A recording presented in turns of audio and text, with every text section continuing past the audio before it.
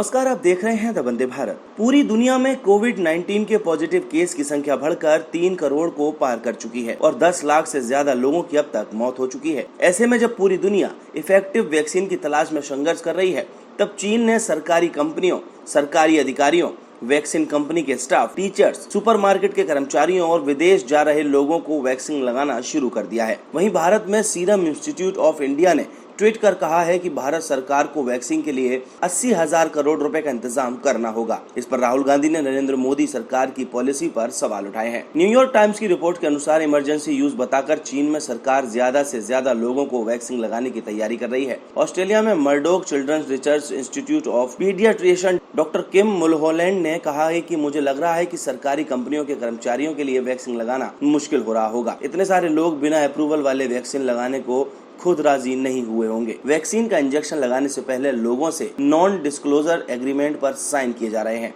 ताकि वे मीडिया को कोई जानकारी न दे सके। न्यूयॉर्क टाइम्स की रिपोर्ट कहती है कि अब तक यह स्पष्ट नहीं है कि कितने लोगों को वैक्सीन लगाया गया है। चीन की सरकारी कंपनी सिनोफार्म ने कहा है कि हजारों लोगों को वैक्सीन लगाया गया है। बीजिंग की कंपनी सिनोवेक ने कहा है कि बीजिंग में ही 10,000 लोगों को वैक्सीन लगाया गया है। साथ ही कंपनी के करीब 3,000 कर्मचारियों को भी वैक्सीन लगाया है। चाइना सेंट्रल टेलीविजन पर स्वास्थ्य अधिकारियों ने कहा कि सरकार बाजार, ट्रांसपोर्टेशन और सर्विस इंडस्ट्री में काम करने वाले लोगों को भी इमरजेंसी यूज में शामिल करने पर विचार कर रही है। वहीं सीरम इंस्टीट्यूट ऑफ इंडिया यानी SIE के CEO आधार पूनावाला ने 2 दिन पहले ट्वीट किया कि क्या सरकार के पास 80,000 करोड़ रुपए उपलब्ध है। देश की आबादी को अगले 1 साल में कोविड वैक्सीन उपलब्ध कराने के लिए ये आवश्यक है। इस पर उन्होंने ये भी कहा कि हमें भारत और विदेशी वैक्सीन मैन्युफैक्चरर्स के साथ मिलकर प्लान और गाइड करना होगा ताकि वैक्सीन की खरीद और वितरण सुनिश्चित किया जा सके। इस पर कांग्रेस नेता राहुल गांधी ने सरकार की लोगों तक वैक्सीन पहुंचाने की स्ट्रेटजी पर सवाल उठाए हैं। राहुल ने ट्वीट किया, सवाल तो जायज है, लेकिन सरकार के जवाब का भारत कब तक इंतजार करेगा। काश कोविड